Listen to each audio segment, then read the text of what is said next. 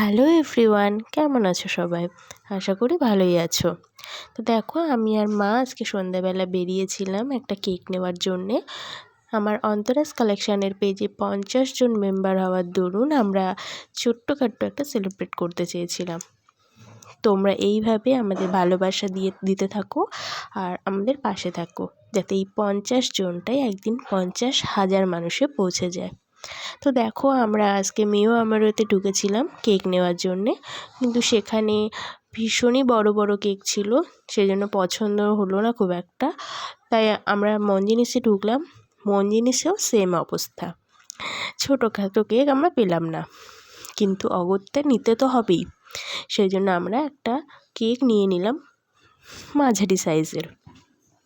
তারপর ওখান থেকে আমরা বেরিয়ে সোজা আমাদেরই এখানে একটা কালী মন্দির আছে, সেখানে মায়ের দর্শন করলাম এবং মাকে প্রণাম করলাম। তারপর আমরা বাড়ি গিয়ে ছোট্টখাট্টো একটা সেলিব্রেটও করে নিলাম। তোমরা দেখতে থাকো এবং কেমন লাগছে আমাদের ভিডিওগুলো সেটা অবশ্যই কমেন্ট সেকশানে জানাতে ভুলো না।